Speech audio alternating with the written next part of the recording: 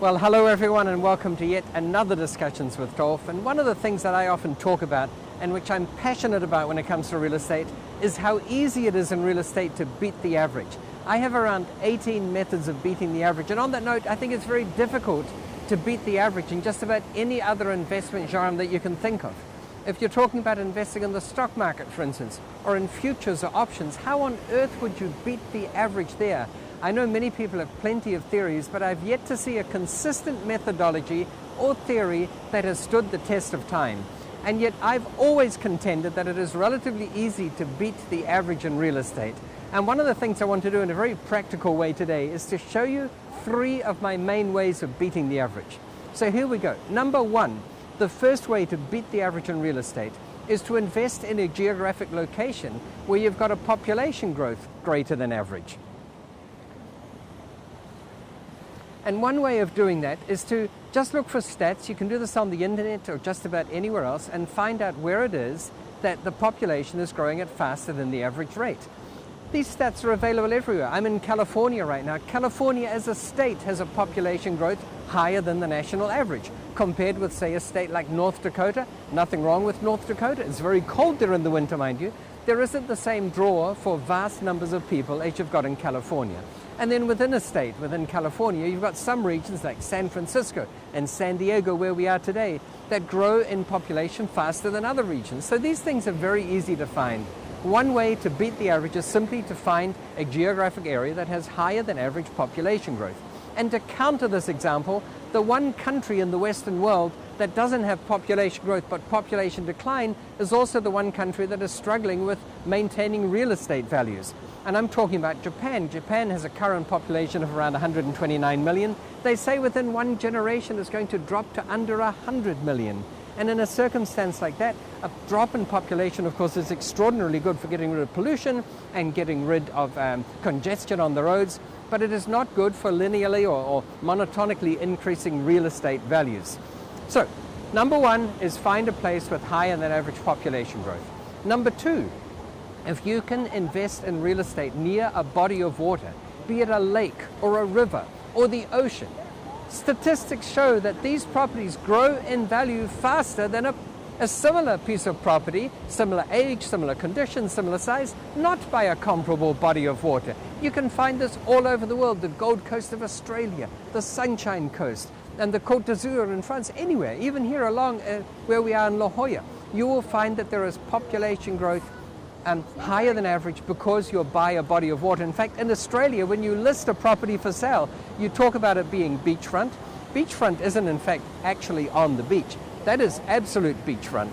An absolute beachfront is a situation where you can basically step from your veranda out onto the sand. And if it's within walking distance of the beach, often that's called beachfront. And if it's biking distance, it's called that, or driving distance, or flying distance. And you get to the middle of Australia. Australia, by the way, to within 2% is the same land mass as continental USA, the lower 48 as it's known. So you will find that then if you continue going further across Australia, you get back to beach driving distance and beach biking distance and beach walking distance, and then beachfront properties, and then absolute beachfront. So we even have nomenclature to delineate what we're talking about when we're talking about how close you are to the beach. Anyway, that is method number 2. That is a way of beating the average. And then the third one is we talked about population growth, but even within populations, you have a situation where in much of the Western world, the proportion of elderly is increasing at an even faster rate than the population itself. So if you cater to this absolutely fast increasing segment of the population, namely the elderly, by building or investing in retirement facilities, assisted living facilities, geriatric care, rest homes, anything of that nature, you will find that the value of that real estate goes up in value faster than any comparable piece of real estate that does not cater to the elderly. So if you accept that we've got these 3 general methods of beating the average, the natural question arises, what if we were to use some of these in unison? What if we had some of these in action simultaneously? Do the effects compound each other? And that is indeed why we are here right now. Because if we swing the camera around, you'll see that we are obviously by the ocean. But this is La Jolla here. La Jolla is one of the top 12 suburbs in the United States. And right in front of us here, I don't know if you can make out what those blobs of living biology are on the beach, but they're actually seals. This is known as the seal colony in San Diego, and people come from all over the world and walk on this little walkway that we've got here to actually observe the seals. And behind the seals we've got a little life station.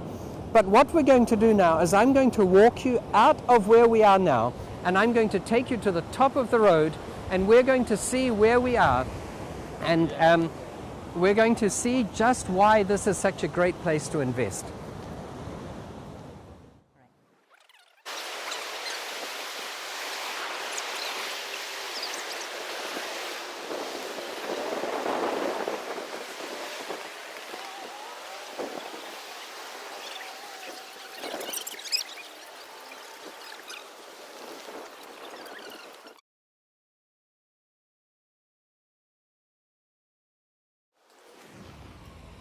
And so here you have it. As we've seen, we've just walked up the path from the seal colony there, and right opposite where you come out from that seal colony, what you'll see here is Casa de Mañana. This is a retirement facility. This is a rest home for elderly people. So now I ask you, does it hit any of those three things we mentioned? Is it in a high population growth area? Well, this is in La Jolla, folks. La Jolla, as I mentioned, is one of the top 12 suburbs in the United States. So yes, it's in an area that has much higher than average population growth. Is it by a large body of water? Well, yes, it's by the Pacific Ocean. It hits that. The people here in this rest home have views of the ocean. How cool is that? And number three is, does it cater to the elderly? Well, obviously, it's a rest home. It does. So I pose a question to you. Do you think that this rest home, as a piece of investment real estate, is going to go up in value by the average amount of increases in real estate value in the United States? Or do you think it just might go up in value faster than the average? And my contention is, when you pick any one of these 18 methods I have of beating the average, you're going to beat the average. But if you use more than two in unison, they're going to compound each other. And that's when I get excited. So I can't help it, even when I'm here traveling around, minding my own business, being on vacation or holiday, and help but think, wow, what's the angle here? How can we capitalize on this? How can we beat the average? It's all about beating the average, folks. Thank you very much. Thanks for your interest. And until next time, as always, successful investing. Thank you.